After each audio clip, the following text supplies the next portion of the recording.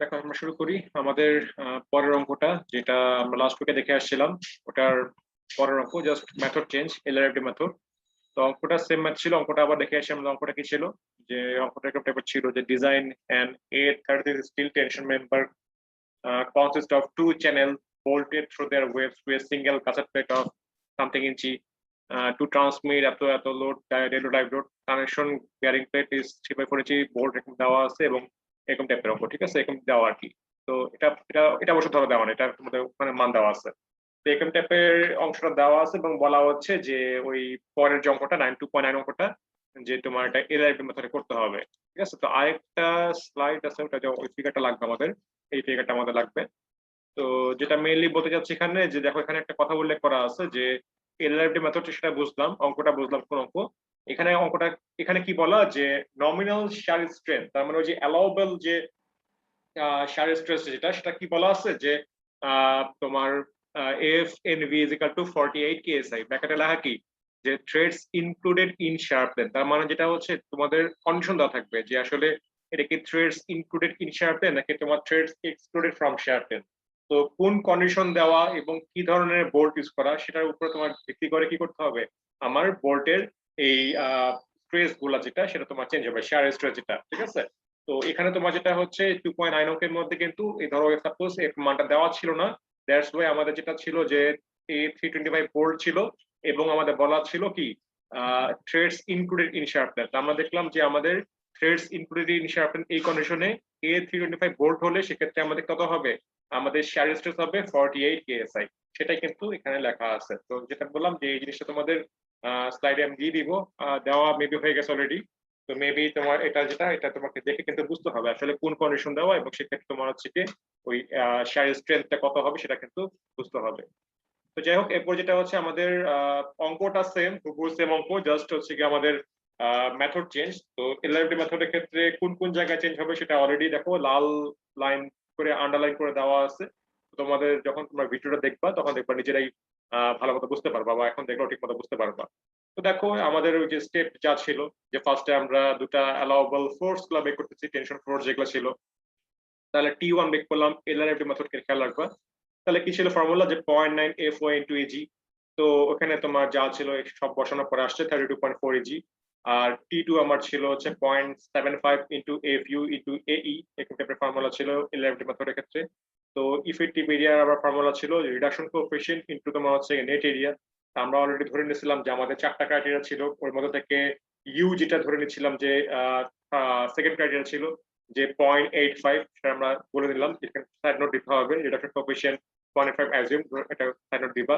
দেন হচ্ছে গিয়ে আমাদের নেট এরিয়া, যেটা আমাদের গ্রস এরিয়া থেকে হোলের এরিয়া বাদ দিতে হবে। আমরা তো আগে থেকে বলতে পারতেছি না কয়টা হোল লাগবে কি লাগবে, এই জন্য যেটা হচ্ছে আমরা গ্রস এরিয়ার কি করতেছি, আমরা ধরে নিচ্ছি নেট এরিয়াটা হবে গ্রস এরিয়া 85%। এটাও কিন্তু একটা অ্যাজাম্পশন, এটা কিন্তু কোনো ফিক্সড কোনো রুলস না, এটা কিন্তু একটা অ্যাজিউম করে নিচ্ছে যে কত হতে পারে টেন্টেটিভ। পরে আমরা চেক দিব, ইফেক্টিভ এরিয়া চেক দিয়ে দেখবো যে সেটা মিলছে কিনা। তো এটা কিন্তু তোমার কি করতে হবে, সাইড নোটে আনতে হবে যে নেট এরিয়াটা হবে যে গ্রস এরিয়ার 85%, ঠিক আছে। এটা গেল, তারপর হচ্ছে কি সবকিছু বসানোর পরে আমার টি2 আসলো কত, 31.43 ইন্টু এজি এরকম আসলো। তো একটা পেয়ে গেলাম 32.4, একটা পেয়ে গেলাম 31.43। দুইটার মধ্যে যেটা মিনিমাম সেটা চুজ করতে হবে, তো আমরা চুজ করলাম যে মিনিমামটা 31.43 এজি। এরপরে আমাদের যেটা দেওয়া ছিল, ডেড লোড দেওয়া ছিল 30 কিপ, আর লাইভ লোড দেওয়া ছিল 65 কিপ। তো যেহেতু এলআরএফডি মেথড, আমাকে লোড ফ্যাক্টর দিয়ে গুণ করতে হবে। তো ডেড লোডের লোড ফ্যাক্টর ছিল 1.2, আর লাইভ লোডের লোড ফ্যাক্টর ছিল 1.6। তো ওই পার্টিকুলার লোড ফ্যাক্টরে গুণ দেওয়ার পরে সবগুলো যোগ করলাম, করার পর কত আসছে, যে ডবল চ্যানেল মিলে আমাকে কি করতে হবে, 140 কিপ নিতে হবে। তো যেহেতু এখানে ডবল চ্যানেল ছিল, আমরা দেখি যে একটা চ্যানেল কত হয়, তাহলে আমরা দুটো ভাগ করলাম, তাহলে আসলে কত, 70 কিপ। তার মানে প্রত্যেকটা চ্যানেলকে আমার 70 কিপ করে লোড নিতে হবে। এর মধ্যে অ্যাপ্লাইড হচ্ছে, এবং সেই অ্যাপ্লাইড লোডের করেসপন্ডিং আমাকে এখন গ্রস এরিয়া চুজ করতে হবে। তাহলে this one is equal two কি, এই দিস ওয়ান ধরে নিচ্ছি আমরা, এবং সেখান থেকে কি হবে, আমার গ্রস এরিয়া রিকোয়ার্ড বের হবে যে এইটার সব মানে এটা তো অ্যালাউবল ফোর্স আর হচ্ছে অ্যাপ্লাইড ফোর্স। তো allowable force applied force equal করে আমরা শুধুমাত্র এখানে গ্রস এরিয়াটা বের করতেছি যে আসলে কত এরিয়া আমার রিকোয়ার্ড। তাহলে আমরা দেখলাম এখান থেকে ভাগ করে দেওয়ার পর আসলো যে 2.23 ইঞ্চি স্কোয়ার, এই মানে ইঞ্চি স্কোয়ার এই এরিয়ার হচ্ছে আমার চ্যানেলের রিকোয়ার্ড। এরপরে যেটা হচ্ছে আমরা ওই স্টিল টেবিলে দেখবো, স্টিল টেবিল থেকে খুঁজবো যে এটা সমান কিছু আছে কিনা, সমান পাওয়াটা ডিফিকাল্ট সমান যদি না পাই সেক্ষেত্রে তোমার যেটা হচ্ছে এর থেকে ইমিডিয়েট বড় যেটা সেটা চুজ করতে হবে। তো দেখা গেল তোমার যে এর থেকে ইমিডিয়েট বড় তোমার হচ্ছে C6 × 8.2, তার মানে 6 ডেপ, আর 8.2 তোমার হচ্ছে সেলফ ওয়েট পাউন্ড পার ফিটে। তো এরকম চ্যানেল পাওয়া গেল যেটা গ্রস এরিয়া এর থেকে ইমিডিয়েট বড়, যেহেতু সমান পাওয়া যায় নাই, তো কত আসে 2.4 ইঞ্চি স্কোয়ার। ঠিক আছে, তাহলে আমার চ্যানেল সেকশন চুজ হয়ে গেল। আর যেহেতু ডবল চ্যানেল তার মানে ব্যাক টু ব্যাক লাগাতে হবে, সেক্ষেত্রে আমাদের কি হবে, আমাদের ওয়াই এক্সিসটা শিফট হয়ে যাবে, যার কারণে আমাকে নতুন করে কি করতে হবে, আর ওয়াই বের করতে হবে। তো আর ওয়াই তো √i/a, তো এ তো আমরা জানি, কিন্তু আই আবার বের করতে হবে সে আগের যে তোমার শিখে আসছিল সেভাবেই, যে নতুন করে আই বের করে কি করতে হবে, যে ওই যে টেবিলের যে I plus A D square, তো এ তো গ্রস এরিয়া, আর ডি ছিল আমার এক্স প্লাস হাফ টিজি। তো এক্স ছিল আমার ওই যে তোমার ওই যে ইয়ে থেকে এস থেকে শুরু করে সিজি পর্যন্ত যে ডিস্টেন্সটা, এটা টেবিলের মধ্যেই পেয়ে যাবা, ওই যে মানে এই চ্যানেলে করেসপন্ডিং দেখবা এক্স এর ভ্যালু দেওয়া থাকবে। তো এক্স প্লাস হাফ টিজি, টিজি ফর গাছের প্লেটের থিকনেস, যেটা আমাদের এখানে দেওয়া ছিল যে কোশ্চেনের মধ্যে, যে 5/16 ইঞ্চি গাছের প্লেটের থিকনেস। তাহলে সবকিছু বসানো দেওয়ার পরে কি আসলো, যে আমার মোমেন্ট অফ ইনার্শিয়া নতুনটা চলে আসলো ওই যে তোমার ডবল চ্যানেলের জন্য, এবং তোমার হচ্ছে গিয়ে রেট অফ জাইরেশন বের করলাম √i/a করে, সেটা আমার আসলো 0.86। তো এখন যেটা হচ্ছে আর এক্স এবং আর ওয়াই দুটো আমাদের কম্পেয়ার করে দেখলাম যে আর ওয়াইটা ছোট, যেহেতু তোমার ডবল চ্যানেল, সিঙ্গেল চ্যানেল বা সিঙ্গেল অ্যাঙ্গেল হলে আমাদের আর এক্স আর ওয়াই এবং আর জেড চিন্তা করতে হতো। ডবলের জন্য আমাদের শুধুমাত্র দুটো চিন্তা করতে হবে, যেহেতু তোমার ডবল চ্যানেলের ক্ষেত্রে লেন্থ একটা ফ্যাক্টর সেম নাও হতে পারে, এই জন্য জেড আমরা দেখতেছি না। তো তার মানে আমরা L/R করবো। তো এল আমার দেওয়া ছিল লেন্থটা যে 16 ফিট, তো সেখান থেকে করার পর দেখলাম যে আমাদের কি আসছে, আমাদের 224 আসছে, যে এই L/R রেশিও চেক, যেটা স্পেসিফিকেশন অনুযায়ী বলা আছে টেনশন মেম্বারের জন্য 300 কম হতে হবে, তো 300 কমই আসছে। তো আমাদের ওকে, কোনো চিন্তা নাই। আর যদি কোনো কারণে বড় হতো তাহলে আমাদের কি করতে হবে, কমেন্ট করতে হবে, যে তোমার হায়ার চ্যানেল চুজ করতে হবে, যেন তোমার সেক্ষেত্রে এইটা আরো যেন কি হয়ে যায়, বড় হয়ে যায়, ওভাবে চুজ করে কমেন্ট করতে হবে আর কি। ঠিক আছে, আমাদের সোজা কথা ধরো L/R রেশিওটা ওকে হয়ে গেল। এরপর আসি আমরা পরের পার্ট, যে আমাদের কি লাগবে, আমাদের নাম্বার অফ বোল্ট বের করতে হবে। তো নাম্বার অফ বোল্ট এখানে ডাইরেক্ট ফর্মুলা লিখছে, সেটা তোমাদের লাস্ট ক্লাসে দেখাইছিলাম যে কিভাবে জিনিসটা আসছে, আবারও দেখাই। যে এরকম টাইপের ছিল, আমরা জানি যে stress is equal to force by area, তাহলে ফোর্স কি হবে, স্ট্রেস ইনটু এরিয়া। তো এখানে তো আর একটা বোল্টের এরিয়া না, এখানে তো কয়েকটা বোল্ট লাগবে, তাহলে এরিয়ার সঙ্গে কি হলো, নাম্বার অফ বোল্ট গুণ হচ্ছে। এবং যেহেতু কি হচ্ছে, এটা তোমার শেয়ার স্ট্রেস এবং শেয়ার ফোর্স, এই জন্য তোমার কি লাগবে, শেয়ার প্লেন লাগবে, যে আসলে সিঙ্গেল শেয়ার নাকি ডবল শেয়ার। তো দেখতে পাচ্ছ তোমার যদি ব্যাক টু ব্যাক চ্যানেল বা অ্যাঙ্গেল লাগানো থাকে, সেক্ষেত্রে কি হবে, আমার বোল্ট ফেল করলে দুটা প্লেনে ফেল করতে পারে, তার মানে শেয়ারের প্লেন এখানে দুইটা। তার মানে ডবল চ্যানেল বা ডবল অ্যাঙ্গেল হলে কি হবে, আমার শেয়ার প্লেন হবে 2। আর যদি আমার সিঙ্গেল অ্যাঙ্গেল বা সিঙ্গেল চ্যানেল বলা হয়, সেক্ষেত্রে আমাদের শেয়ার প্লেন হচ্ছে 1। ঠিক আছে, তো যাই হোক, তাহলে force is equal to stress into area into number of bolt into shear plane. তাহলে তোমার এখানে নাম্বার অফ বোল্ট হচ্ছে আননোন, আর বাকি সবই আমাদের নোন। নাম্বার অফ বোল্ট কি হবে, যে তোমার যে টাইপের যে force divide by stress into তোমার হচ্ছে এরিয়া ইনটু তোমার হচ্ছে নাম্বার অফ শেয়ার প্লেন।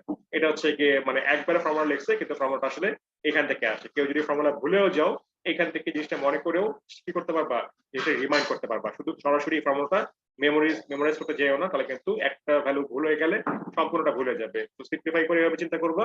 তারপর এখান থেকে নাম্বার অফ বোল্টটা আননো, সেটাকে বাম পাশে নিয়ে আসবা, সব ডান পাশে নিয়ে গুণ ভাগ করে নাম্বার অফ বোল্টটা বের করবা। তো যাই হোক, যেটা হচ্ছে আমরা এখানে সেম কাজই করছি, কিন্তু এখানে এলআরডি মেথড যেহেতু, কি করতে হবে, এখানে একটা ফ্যাক্টর সেফটি আছে, 5 ফ্যাক্টর, যেটা তোমরা জানো যে শেয়ারের ক্ষেত্রে কি করা হয়, যে তোমার 0.75 ইউজ করা হচ্ছে। ঠিক আছে, এটা কিন্তু এএসডি মেথডে ছিল না, এলআরডি মেথডের ক্ষেত্রে এটা ইউজ করতে হবে।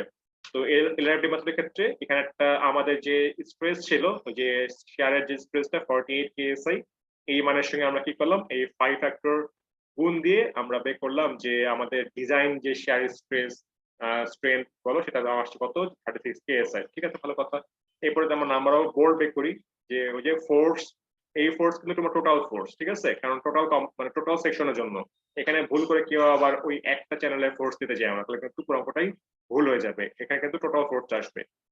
তো তোমার কি হবে, total force divide by stress into হচ্ছে বোল্টের এরিয়া, দ্যাট মিন্স বোল্টের যে ডায়ামিটার দেওয়া থাকবে, সেই ডায়ামিটারের সঙ্গে 5/4 ডিভাইড করলেই আমার বোল্টের এরিয়া বের হয়ে যাবে, ইনটু শেয়ার প্লেন, যে ডবল চ্যানেল বা ডবল অ্যাঙ্গেল হলে 2, আর সিঙ্গেল চ্যানেল বা সিঙ্গেল অ্যাঙ্গেল হলে কি হবে, এটা 1 হবে। ঠিক আছে, তো 2 হতে পারে অথবা 1 হতে পারে, ডবল চ্যানেল হলে 2, সিঙ্গেল চ্যানেল হলে 1। তো যাই হোক, সবকিছু ক্যালকুলেশন করার পরে আমার কি আসছে, নাম্বার অফ বোল্ট রিকোয়ার্ড আসছে আমার 4.4। তো ফ্র্যাকশনও তো দেওয়া যাবে না, কি করতে হবে, আমাকে আপারণিক করে ইকুয়াল সংখ্যক বোল্ট দিতে হবে। তো দিতে পারি কি, আইদার দিতে পারি আমি 5 অথবা 6।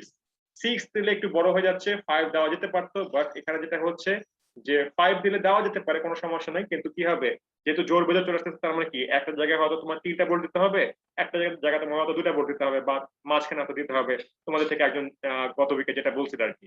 তো এখানে যেটা হচ্ছে যে জোর সংখ্যক দিলে কাজটা করাটা ইজিয়ার, সব জায়গায় জিনিসটা ইউনিফর্ম হবে এবং কাজটা কি হবে, ইজিয়ার হবে। এবং এই ক্ষেত্রে তোমার হচ্ছে গিয়ে চেকের মিলানোর সম্ভাবনাটা বেশি। একটু আনইকোনমিক হবে, হ্যাঁ, নাম্বার অফ বোর্ড বেশি যাচ্ছে, একটু আনইকোনমিক হবে। সো ওই আনইকোনমিকের জন্য তোমার কি হবে, ডিজাইন প্রসেসটা মানে তোমার কনভেনিয়েন্ট হবে। তো এখন কেউ যদি চাও যে 4.4 এর জন্য 6 ধরতে চাও, ইটস ওকে, ধরতে পারো, কোনো সমস্যা নাই। কেউ যদি 5 ধরে মিলাও করতে পারো, ওকে করে ফেলতে পারো, বা নট ওকে হলেও কমেন্ট করে দিবা, দ্যাটস ইট। তো 5 দিয়ে যদি কেউ করতে চাও, সেটাও কোনো সমস্যা নাই। তো 6 দিয়ে করাটা তোমার হচ্ছে ইজি আর কনভেনিয়েন্ট, বাট তোমার যেটা হচ্ছে একটু আনইকোনমিক, ঠিক আছে। তো এখানে তো ইকোনমিক আনইকোনমিকের ব্যাপার স্যাপার নাই, 6 দিয়ে করাটা এখানে তোমার হচ্ছে বেটার, মানে জোর সংখ্যক ধরাটাই তোমার হচ্ছে মানে বেটার, বিকজ সব জায়গায় তোমার হচ্ছে ইউনিফর্ম থাকবে। আর বেজোর হলে কি হবে, এক জায়গায় বেশি এক জায়গায় কম হবে, তখন তোমার দেখা যাবে যে আসলে যে জায়গাটা বেশি ক্রিটিক্যাল সেটার উপরে তোমাকে চিন্তা করে কাজটা করতে হবে। তো আমি দুটো তোমাদের দেখাই দিব, 5 ধরে করলেও কি হতে পারে এবং 6 ধরে করলে তো করাই আছে, যেটা আমি দেখাই দিব, তাহলে বুঝতে পারবো আসলে কোথায় কি করতে হবে এবং কিরকম কমেন্ট করতে হবে। তো ধরো কেউ 5 ধরলো, কেউ 6 ধরলো, ইটস ওকে। তা আমরা এখন পরের প্রসেস আগাই, যে আমাদের দেখি আমাদের কি কি চেঞ্জ হয়। তো প্রথম চেক হচ্ছে গিয়ে এটা না, প্রথম চেক হচ্ছে তোমার এটা ইফেক্টিভ এরিয়া চেক, ঠিক আছে, এটা এই চেকটা দিতে হবে। তো ইফেক্টিভ এরিয়া চেক দিব। তো ধরো সাপোজ কেউ ধরলা 5টা, কেউ ধরলা 6টা, ঠিক আছে। তো 6 ধরে করা আছে, এইভাবে করে 6 ধরে অ্যারেঞ্জমেন্টে যে প্রত্যেকটা লাইনে তোমার হচ্ছে গিয়ে 3টা রো ধরা হয়েছে, 3টা রো এর মধ্যে ডবল ডবল করে তোমার এখানে বোল্টিং করা। আর সাপোজ যদি কেউ 5টা ধরতো, তাহলে কি হতো, এক জায়গায় হয়তো 2টা, এক জায়গায় হয়তো তোমার 3টা এরকম আসতো, বা হয়তো 2টা 2টা এক জায়গায় হয়তো মাঝখানে আসতো। সেক্ষেত্রে তোমার মাঝখানে অ্যাড করলে কি করতে হবে, তোমাকে হয়তো একটা যে কোনো একটা গেজ লেন্থ বা একটা পিচ লেন্থ একটা অ্যাজিউম করে বলতে হবে, যেটা এরকম টাইপের। কেন বলতে হবে, কারণ আমাকে নেট এরিয়া বের করার সময় ওই মানটা আনতে হবে। তো বলতেছি আমি আসলে কোথায় কি হবে, সবই বলতেছি। তো দেখো সাপোজ 6 ধরে করা, যেটা মানে লেকচার নোটে দেওয়া, সেটা আগে বুঝাই। যে ফার্স্টে আমাদের ডায়ামিটার অফ হোল বের করতে হবে। তো ডায়ামিটার অফ হোল কি হবে, ডায়ামিটার অফ বোল্ট প্লাস হচ্ছে ওই যে 1/8 ইঞ্চি, ঠিক আছে। তো করার পর আমার ডায়ামিটার অফ হোল আসলো যে 0.875। এরপর যেটা হচ্ছে আমাদের নেট এরিয়া কি হবে, নেট এরিয়া হচ্ছে দেখতে পাচ্ছ এখানে 6টা ধরার কারণে, মানে জোর সংখ্যক ধরলে যেটা মানে যেটা ইজিয়ার, কোন দিকটা ইজিয়ার, যে সব জায়গায় ফেলোর প্যাথ কিন্তু সেম। তো যে কোনো জায়গায় কাজ করলে কিন্তু হয়, তুমি এই জায়গায় কাজ করো, চাই এই জায়গায় কাজ করো, চাই এই জায়গায় কাজ করো, একই কথা, সব জায়গায় কিন্তু তোমার কি আছে, 2টা করেই তোমার হচ্ছে বোর্ড আছে। তাহলে আমার কি হবে, এজি মাইনাস এনডিটি, যেটা ফর্মুলা ছিল নেট এরিয়ার জন্য। তো গ্রস এরিয়ার তো আমরা মান জানি, চ্যানেলের যেটা নাম ছিল C6 × 8.2 নাকি যেটা নাম ছিল। তো ওই করেসপন্ডিং গ্রস এরিয়া থেকে 2.4 4 থেকে পেয়ে যাবো, মাইনাস এনডিটি। তো দেখতে পাচ্ছ যে একটা ফেলোর প্যাথের মধ্যে কয়টা, এন মানে নাম্বার অফ বোল্ট বলতে পারো, নাম্বার অফ হোলও বলতে পারো, একই কথা। যে তোমার কটা হচ্ছে, একটা ফেলোর প্যাথের মধ্যে 2টা এখানে তোমার আসতেছে, তো 2 হলো। D for diameter of hole, এটা এখানে পেয়ে গেলা। আর টি, টি ফর থিকনেস, তার মানে তোমার যে জায়গায় তোমার বোল্টিং করা সেটার ওই প্লেটের থিকনেস। তো আমি কাজ করতেছি মেইনলি চ্যানেলের মধ্যে। তো চ্যানেলের মধ্যে এখানে মেইনলি ওয়েবের মধ্যে আমার বোল্টিং করা। তাহলে কি করতে হবে, আমাকে চার্ট থেকে যেই চ্যানেল চুজ করলাম সেই চ্যানেলের ওয়েবে যে থিকনেস দেওয়া থাকবে টেবিলের মধ্যে, টিডাব্লিউ বলে দেওয়া থাকবে, ওই টিডাব্লিউ মানটাই হচ্ছে তোমার এখানে 0.2। তাহলে এজি মাইনাস এনডিটি করলাম, করার পর কি আসলো, আমার একটা নেট এরিয়া চলে আসলো। এখন কথাটা হচ্ছে, কেউ যদি সাপোজ এভাবে না করে, সাপোজ চিন্তা করলে এভাবে করলা যে এক জায়গায় 2টা, যে 5টা যে ধরলো আর কি, মানে নাম্বার অফ বোল্ট যে 5 ধরলো, তার জন্য কি চেঞ্জ হবে। তো একজন হয়তো কিভাবে চিন্তা করলো যে এখানে তোমার হচ্ছে গিয়ে মানে এখানে 2টা, এখানে তোমার 3টা, এভাবে করলে কি হবে, তখন এটা আসবে না, এগুলো আসবে না, কারণ তোমার 5টা বোল্ট এখানে আছে। তখন কি হবে, তোমার দেখতে পাচ্ছ যে এই ফেলোর প্যাথ থেকে এই ফেলোর প্যাথটা বেশি ক্রুশাল, এখানে তোমার বেশি ক্রিটিক্যাল হচ্ছে জিনিসটা, এখানে ফেলোর করার সম্ভাবনা বেশি, কারণ এখানে নাম্বার অফ হোল বেশি, তাই না, স্টিলের পরিমাণ কম। তাহলে কি হবে, যে তখন ফর্মুলা হবে এজি মাইনাস এনডিটি, তখন এন এর জায়গায় 2 এর জায়গায় কি হবে, এখানে 3টা হলে থাকার কারণে এখানে তোমার কি হয়ে যাবে, এখানে 3 হয়ে যাবে, তখন জাস্ট মানটা চেঞ্জ হবে, যা আসে আসলো। এটা গেলে একটা ওয়ে, যেটা যদি এইভাবে করো। আর আরেকটা ওয়ে, যেটা তোমাদের ফ্রেন্ড একজন বলছিল লাস্ট ক্লাসে, যে এরকম টাইপের যদি হয়ে থাকে, যে সাপোজ ধরো তুমি এরকম বললা এখানে 2টা, এখানে মাঝখানে একটা, এখানে ধরো একটা বললা, সেক্ষেত্রে দেখতে পাচ্ছ যে আমার এই জিগজ্যাগ ফেলোর প্যাথের ক্ষেত্রে কিন্তু নাম্বার অফ হোল বেশি, তাই না। তার মানে এই জায়গায় ফেল করতে পারে, আই ডোন্ট নো করবে কিনা, বাট করতে পারে। আমরা সবগুলোই হয়তো বের করে ট্রাই করে দেখতে হবে কোনটা কি হয় না হয়। তো ধরা হতে পারে যে জায়গায় আসলে নাম্বার অফ হোল বেশি, সে জায়গায় আসলে ফেল করার চান্সটা বেশি হয়ে থাকে, কারণ সে জায়গায় তো আসলে হোলের মাধ্যমে স্টিল তো বাদ পড়ে যাচ্ছে।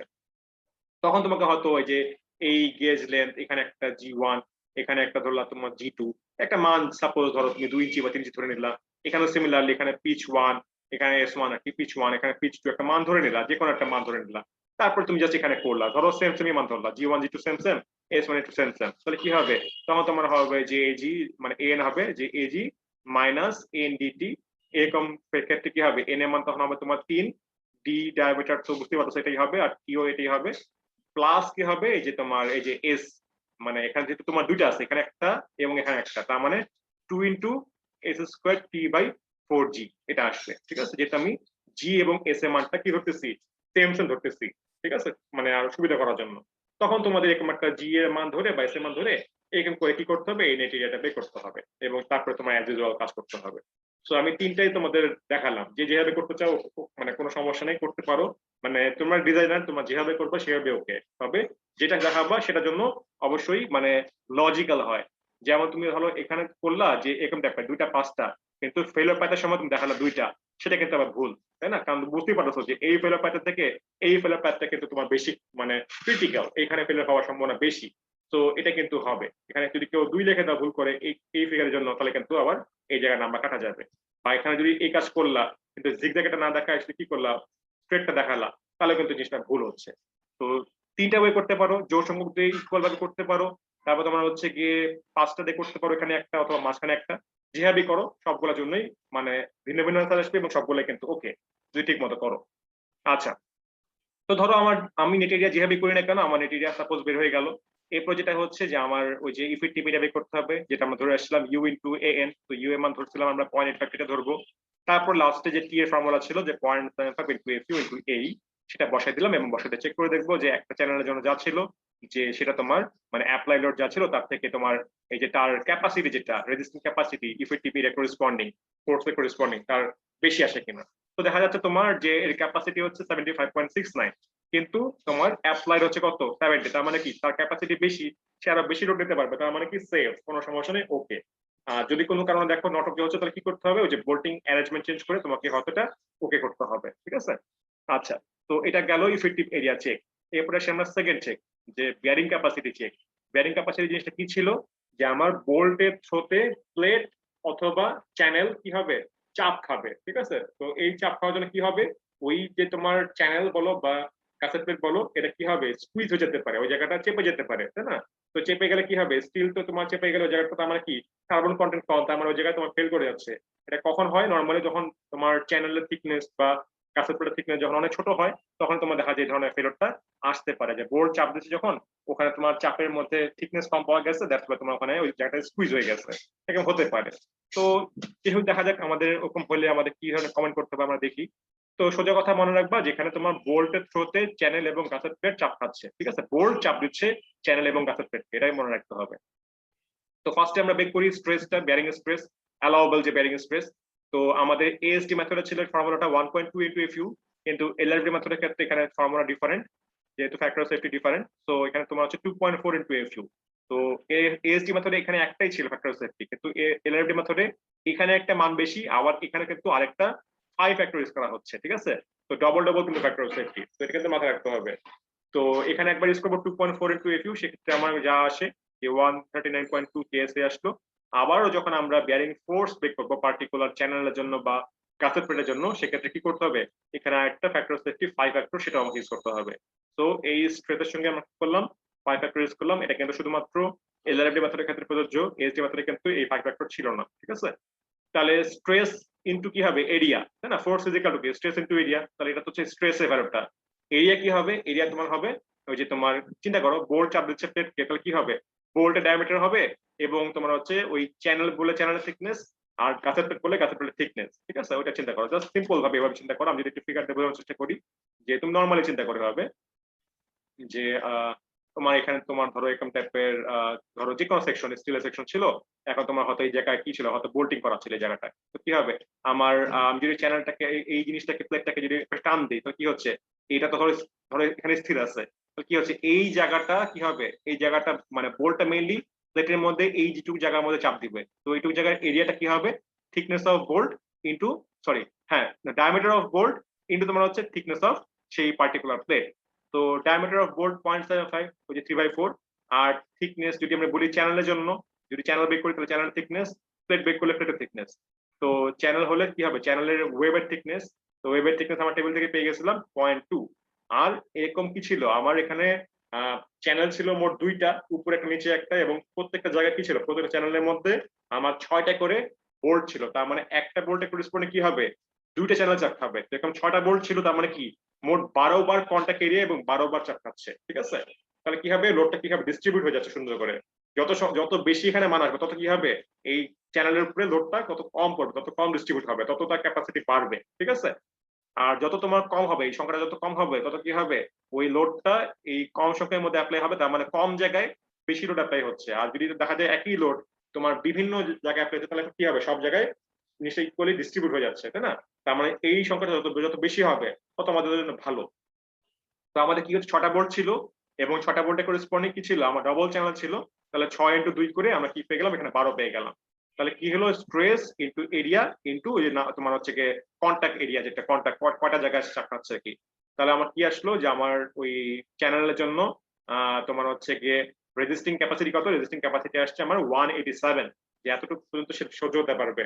আর অ্যাপ্লাই লোড কত ছিল, অ্যাপ্লাই লোড ছিল আমার টোটাল চ্যানেলের মধ্যে যে 140 কিপ ছিল, দুটা মিলাই কিন্তু। ঠিক আছে, খেয়াল রাখবে, ইফেক্টিভ এর জন্য কিন্তু সিঙ্গেল চ্যানেলে চেক ছিল, আর বিয়ারিং ক্যাপাসিটির জন্য কিন্তু টোটাল অ্যারেঞ্জমেন্টের জন্য চেকটা আর কি। তো আমার টোটাল ফোর্স ছিল 140, অ্যাপ্লাইড ফোর্স ছিল, আর এটা রেজিস্টিং ক্যাপাসিটি 187, তার মানে কি মোর দেন 140, তার মানে ওকে, কোনো সমস্যা নাই। যদি কোনো কারণে নটক হয় কি করবা, সিম্পল হিসাব যেটা বললাম, যে এই যে তোমার নাম্বার অফ বোল্ট বাড়া দিলে কিন্তু কি হবে, তোমার চাপ কমে যাবে, তাই না? ফোর্স তো 140 আছে, এখন তুমি চিন্তা করো 140 তোমার দুই জায়গায় চাপ দিলে কি হবে, প্রত্যেকটা জায়গায় 70 করে চাপ খাবে। এখন 140 কে আমি 10 জায়গায় চাপ দিলাম, কি হবে, প্রত্যেকটা জায়গায় তোমার 14 করে চাপ খাচ্ছে, তাই না? তো যত বাড়াবা নাম্বার অফ বোল্ট, তত কি হবে, কন্টাক্ট এরিয়া বাড়বে, এবং সব কন্টাক্ট এরিয়া কি হবে, লোডটা ইকুয়ালি ডিস্ট্রিবিউট হয়ে যাবে। তো কোনো কারণে যদি নটকে হয়, জাস্ট কিছুই না, বলবা number of bolt should be increase, বলেই হয়ে যাবে। ঠিক আছে, আচ্ছা, এটা গেল তোমার চ্যানেলের জন্য। দেন আসি আমরা গাছের পেটের জন্য, সেম জিনিস, স্ট্রেস ইনটু এরিয়া। তাহলে স্ট্রেস তো বললাম যে bearing stress into factor of safety, তাই স্ট্রেস গেল ইনটু এরিয়া। এরিয়া কি হবে, যে বোল্টের ডায়ামিটার ইনটু ওই গাছের পেটের থিকনেস। ঠিক আছে, ইনটু হচ্ছে 6 কোথা থেকে আসলো, যে আমাদের বোল্ট ছিল 6টা, এবং কি ছিল, চ্যানেলের ওই দুই চ্যানেলের মাঝখানে আমার ছিল গাছের পেট। তো গাছের পেটটা একবারই আছে, তাই না? তো বোল্ট 6 বাড়াতো, তার মানে কি হবে, গাছের পেটের মধ্যে 6 বারই চাপ খাবে। তো তোমার এখানে 6 দিয়ে গুণ করলাম, তাহলে টোটাল কত আসলো, আমার আসলো 146.8 কিপ। এখন যদি এমন হয়, সাপোজ এই মানটা কিন্তু বড় আসছে অ্যাপ্লাই লোড থেকে, তার মানে এটাও তোমার সেফ, কোনো সমস্যা নাই। কিন্তু যদি এমন হয় যে তোমার মানটা ওই অ্যাপ্লাই থেকে ছোট, তার মানে নট ওকে আসছে, তখন কি হবে, ওকে করতে হবে। যদি দেখো যে তোমার সবগুলা চেক মিলে গেছে, সবগুলা চেক ওকে, শুধুমাত্র এই চেকটা মিলতেছে না, তখন হচ্ছে তোমার যে কাঁচের থ্রেডের থিকনেসটা বাড়া দিলে কিন্তু মেলাতে পারবা। আর যদি দেখো যে না, এদের মধ্যে ডিফারেন্স অনেক বেশি, শুধুমাত্র থিকনেস বাড়ালে হচ্ছে না, তখন ওই যে সেম জিনিস, যে বোল্টিং নাম্বার অফ বোল্টটা বাড়ালে তোমার কি হয়ে যাবে, এটা তোমরা ওকে করতে হবে। তো নাম্বার অফ বোল্ট তুমি যদি এখানে বাড়াও, অটোমেটিক কিন্তু এখানেও বাড়বে। তো এটা ওকে করলে কি হবে, এটা আরো বেশি ওকে হয়ে যাবে, তাই না? তো তোমার দুই দিক দিয়েই পারফেক্ট, একটু হয়তো আনুষ্ঠানিক হবে, বাট তোমার জিনিসটা কি হবে, দুই দিক দিয়ে কি হবে, সেফ হবে। ওকে, তো তার মানে খেয়াল রাখবে যেটা, যে নাম্বার অফ বোল্ট বাড়াবা, কিন্তু আবার খেয়াল রাখতে হবে এটা, যে তুমি বাড়াইলা ঠিক আছে, কিন্তু তোমার যদি এমন হয় যে বাড়ানোর কথা বলতে, আমি যেটা বলতে যাচ্ছি, যে ধরো তুমি 6 এর জায়গায় 8 ধরলা, তখন কি হবে, যে এখানে 3টা রো এর জায়গায় 4টা রো হবে। দ্যাট ডাজন্ট মিনস যে তোমার 3টার জায়গায়, মানে আমি যেটা বলতে যাচ্ছি, যে তোমার তখন হয়তো এরকম টাইপের হবে, যে এখানে দুইটা এখানে ধরো আরো দুইটা আসতো। কিন্তু এটা মানে এটা না যে আমি বাড়ানো, মানে এটা না যে আমি এখানে মাঝখানে একটা দিব, এখানে মাঝখানে দেবো, এভাবে কিন্তু বাড়ানো না। এভাবে বাড়ালে কি হবে, তখন আবার কিন্তু ইফেক্টিভ এরিয়া চেক দিতে হবে। তো এটা কিন্তু মাথায় রাখতে হবে, মানে এটা ধরো, মানে তোমাদের ম্যাথের ক্ষেত্রে এমনি লাগবে না, বাট প্র্যাকটিক্যাল ক্ষেত্রে যখন কেউ মানে ফিল্ড ফার্মে যাবা বা কাজ করবে, তখন তোমাদের এটার বেসিকটা বুঝতে হবে, যে তুমি যে বোল্ট বাড়াচ্ছ, এটা কিন্তু এভাবেই বাড়াতে হবে যেভাবে দেওয়া আছে। ধরো তখন তোমার এই বোল্ট থেকে এই বোল্টের যে পিচ লেন ছিল, সেই পিচ লেন যা হবে, তখন দেখা যাবে একটু হয়তো পিচ লেনটা কমে যাচ্ছে, পিচের স্পেসিংটা হয়তো কমে যাবে। চারটা, মানে তুমি যদি 4টা রো অ্যাড করো, যদি এটুকুই তোমার লেন্থ হয় এবং এটুকুর মধ্যে যদি দিতে হয়। ঠিক আছে, তো অনেক ব্যাপার স্যাপার আছে, অনেক চেকের ব্যাপার স্যাপার, প্র্যাকটিক্যাল লাইফে অনেক কিছু করতে হয়। আপাতত তোমাদের অত কিছু এখানে লাগবে না, জাস্ট কমেন্ট করলেই তোমাদের হয়ে যাচ্ছে। তো এই ছিল আজকে বলতে গেলে আমার ম্যাথটা। তো এখানে ম্যাথের মধ্যে বলতে গেলে যে তোমার সেকশন চুজ করতে হবে, এল বাই আর চেক করতে হবে, নাম্বার অফ বোল্ট বের করতে হবে, এবং তোমার হচ্ছে কি দুইটা চেক, যে ইফেক্টিভ এরিয়ার একটা চেক এবং বেয়ারিং এর জন্য একটা চেক, এবং বেয়ারিং এর মধ্যে কিন্তু আবার দুটো আছে, যে একটা প্লেটের জন্য, একটা তোমার হচ্ছে কি চ্যানেলের জন্য। ঠিক আছে, তো এখন ধরো সাপোজ যদি চেঞ্জ বলা হয়, আমরা অলরেডি পড়ানো শেষ। তো এখন যদি বলা হয় যে অঙ্কের মধ্যে চেঞ্জ কি আসতে পারে, সিম্পল জিনিস, কি অঙ্কের মধ্যে চেঞ্জ তোমার হচ্ছে গিয়ে, ধরো বললাম ডবল চ্যানেলের জায়গায় জায়গায় তোমার সিঙ্গেল চ্যানেল বললাম বা ডবল অ্যাঙ্গেল বললাম বা সিঙ্গেল অ্যাঙ্গেল বললাম, ঠিক আছে। তারপর ধরো তোমার টেট রোড লাইভ রোড হয়তো মান চেঞ্জ করে দিলাম, বুঝতে পারছো মান চেঞ্জ হতে পারে, অনলাইনে হলে তোমাদের এক্স ওয়াই দিয়ে হয়তো মান চেঞ্জ হবে রোল ওয়াইজ। তারপর হয়তো তোমার এখানে ডায়ামিটার অফ বোল্ট দেওয়া, তো ডায়ামিটার অফ বোল্ট না দিয়ে ডায়ামিটার অফ হোল দিতে পারি, তো এটা খেয়াল রাখবা। তারপর ধরো এখানে তোমার বোল্টের নাম দেওয়া A325, তোমার এটা হতে পারতো A490 হতে পারতো, তাই না।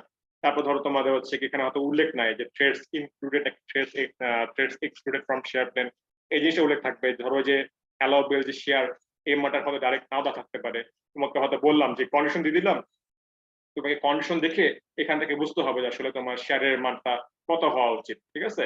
এবং সবচেয়ে ইম্পর্টেন্ট জিনিস যে এই মেথডটা কোন মেথড, এটা কি এএসটি মেথড নাকি এলআরডি মেথড। মেথড ভুল করলে কিন্তু পুরো অঙ্কটাই ভুল হয়ে যাবে, সেক্ষেত্রে কিন্তু পার্সেন্ট নাম্বার আশা করে কোনো লাভ নাই, কারণ পুরো অঙ্কটা তোমার ভুল, তাই না।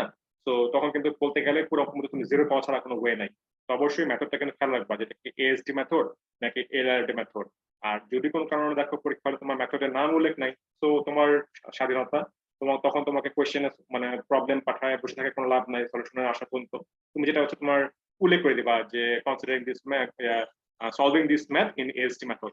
তো এরকম করে পুরো অঙ্কটা কন্টিনিউ করে যাবা, বা এলআরবি মেথড এরকম টাইপের। যদি কোনো কারণে সাপোজ মেথড না থাকে, এখন হওয়ার চান্স খুবই কম, তারপর বললাম যদি থাকে সেক্ষেত্রে কিভাবে করে যাবা আর কি। তখন আবার ওই সলিউশন বলবা যে প্রবলেম আছে, প্রবলেমের আমি দেখবো, আমাকে ফোন করা হবে, আমি তারপর সলিউশন বলবো, তারপর তুমি জানবা, অনেক টাইমের ব্যাপার, তাই না। টাইম লস করে তো কোনো দরকার নেই, তখন তুমি হচ্ছে কি যেহেতু দেওয়া নেই, তো তোমার স্বাধীনতা, তখন তুমি যেভাবে ইচ্ছা করবা।